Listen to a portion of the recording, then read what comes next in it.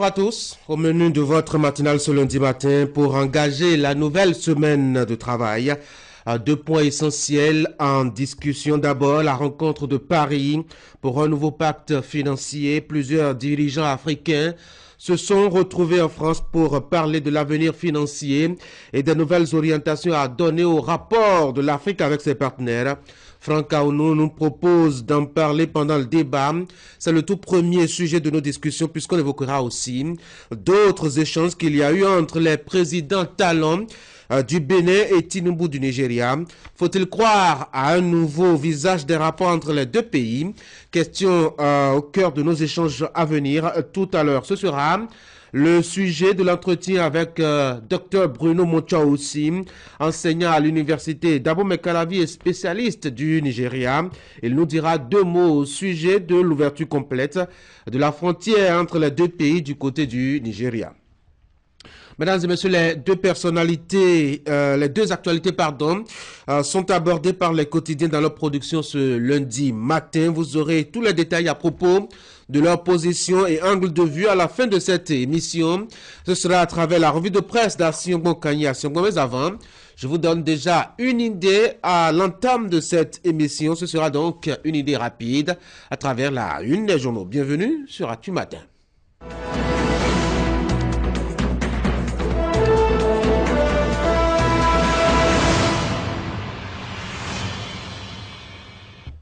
Nous allons ouvrir avec fraternité ce matin. Je vous l'annonçais dans l'introduction ce matin, tout à l'heure même. Rencontre Talon Tinubu à Paris. Bénin, Nigeria, un nouvel envol. Championnat de football 2022-2023. Coton FC sacré champion. De Chacus gagne le pari de la bonne organisation. Et puis, fin de MCA2 et inauguration du Centre national de contrôle de la distribution d'électricité. En page 5, le quotidien qui souligne qu'il y a des acquis dans la production, le transport et la distribution de l'énergie électrique. Cotonou Automoto Show, la première édition du salon de l'automobile s'ouvre bientôt à Cotonou, promet le journal avec des détails à la page 2 de sa production de ce lundi matin. Nous sommes maintenant avec le quotidien Nord-Sud quotidien, relations commerciales, Nigeria, Bénin, Tinubu et Talon s'engagent. Vie carcérale, un évadé arrêté. Et puis, le grand matin, renforcement de la coopération entre le Bénin et le Nigeria. Talon et Tinubu se donnent la main à Paris. Les deux chefs d'État s'engagent et donnent des assurances. Un signal fort, la réouverture des frontières de Sémé-Craqué. Tous les détails à lire dans les colonnes du journal Le Grand Matin. Le journal Nouvelle Élite, échange entre Bola Tinubu et Patrice Talon à Paris. Les relations diplomatiques entre le Nigeria et le Bénin sont désormais au beau fixe. C'est une question que se pose le journal dans sa parution de ce matin. Le potentiel rencontre Talon Tinubu en France, le journal voulait dire. Les deux chefs d'État pour des relations fructueuses. Nous passons à Dynamisme Info et toujours cette même actualité. Pacte d'entente entre le Nigeria et le Bénin, le Fayawa et le Payo dans le viseur des dirigeants des deux pays. L'économie informelle va en souffrir. C'est une promesse analyse du journal Dynamisme Info. Le matinal, réouverture totale, la frontière de Sémé-Craqué vers la relance de la filière véhicules d'occasion. Patrice Talon, tout ce qui est interdit au Nigeria le sera aussi au Bénin. Le journal qui apporte beaucoup de détails entre les échanges entre Patrice Talon et Bola Tinubu dans ces colonnes ce matin. Nous sommes avec maintenant le matin. Tête à tête entre Tinubu et Talon à Paris, le Nigeria et le Bénin s'engagent pour la dynamisation des relations. L'événement précis, plaidoyer, et là on a changé de sujet, plaidoyer d'Alassane Soumanou Djemba à Patrice Talon, libéré, pardonné Rekia Madougou et consorts, détails à suivre et à lire Dans les colonnes du journal, l'événement précis en sa page 3. Matin libre, libération des détenus et retour des exilés. Soumanou Djimba implore le pardon de Patrice Talon. Le chef de l'État, c'est celui qui a besoin des autres, a déclaré l'ancien ministre de Boni Yayi. La boussole, première élection générale au Bénin et la décrispation du climat social. Le parti Les Démocrates lance la bataille de 2026 depuis Kéroum. Ça, je le pense, à Madougou à Yvon est co-accusé et exilé. La Colombe, mesure disciplinaire contre les prestataires, géomètres et urbanistes, plaidoyer pour la levée de la suspension. La Relève Info, animation de la vie sociopolitique au Bénin, le COSA dans la logique de la continuité.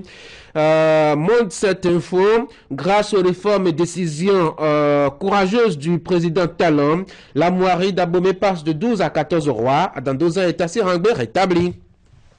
Le grand juillet. Là, on va parler un peu football. Lancement du tournoi du bloc républicain dans la 6e circonscription électorale. À la page 3, le journal met que l'honorable Sokpo Ekpe et Oussou Guédé, soucieux de l'épanouissement et de l'unité de la jeunesse. Défi info, tournoi de l'unité dans la 6e circonscription électorale. L'honorable Sokpo Ekpe, le BR, scelle le pacte de l'unité des fils de Calaviso Avaïzé à travers le football. Nous retournons à la une de Fraternité pour la deuxième lecture. Rencontre Talon Tinubu, Bénin, Nigeria, un nouvel envol. Championnat de football 2022-2023. Coton FC sacré champion de chacun gagne le pari de la bonne organisation. Fin de MCA Bénin 2 et inauguration du Centre national de contrôle de la distribution d'électricité, des acquis dans la production, le transport et la distribution de l'énergie électrique. Et puis le dernier titre à la une de Fraternité, Cotonou Automoto Show. La première édition du Salon de l'automobile s'ouvre bientôt à Cotonou. Ainsi donc résumé, l'actualité présentée à la une de parution ce matin. On va s'intéresser un peu à l'intérieur et les colonnes du journal avec cette manchette déjà qui relance un peu l'actualité sur la diplomatie entre le Bénin et le Nigeria. Les deux patrons des deux pays se sont vus à Paris. Ils ont échangé sur ce que doit être désormais leur relation. En tout cas, c'est devenu très beau, décrit Moïse Dossoumo. Entre le Bénin et le Nigeria, c'est à nouveau la lune de miel. C'est ce que donnent à croire les images en provenance de Paris. Les activités connexes du sommet sur le nouveau pacte mondial de financement renseignent à suffisance sur l'état des relations entre le Bénin et le Nigeria. La franche et joyeuse accolade partagée par Patrice Talon à ce propos est détaillée par Fraternité sous la plume de Moïse Dossoumo qui annonce justement que il est de bon ton d'espérer un climat de paix et d'échange fraternel entre les deux pays.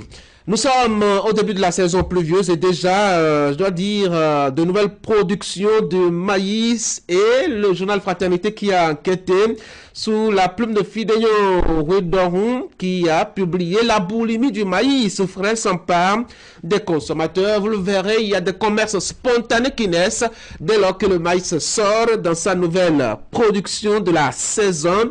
Et bien, le journal est descendu pour voir un peu de quoi ça retourne ce commerce-là et comment est-ce que ça intéresse les gens. Les gens en raffolent justement, nous précise notre reporter, c'est à Calavi et environ. Et puis, une information qui pourrait vous intéresser aussi, c'est le démarrage de la distribution de moustiquaires imprégnés sur toute l'étendue du territoire national. Fraternité annonce donc que l'opération démarre ce jour et c'est parti pour 8 jours d'affilée donc de découverte. Et puis, cette information football qu'on a déjà à la une de Fraternité, Coton FC qui est sacré. Pour cette saison, il n'y a que les meilleurs acteurs aussi ont été récompensés. Tout cela, Ali Moumouni viendra nous donner de plus amples détails. Des détails aussi au sujet de l'actualité vue par la rédaction de Canal 3 Bénin. C'est le bulletin avec déjà Florence Bossa installée. Florence, bonjour. Bonjour Tanguy, bonjour chers amis téléspectateurs. Dans votre bulletin, les titres à développer, clap de fin pour le programme DigiBoost. C'est un programme d'appui aux structures d'accompagnement en entrepreneuriat innovant.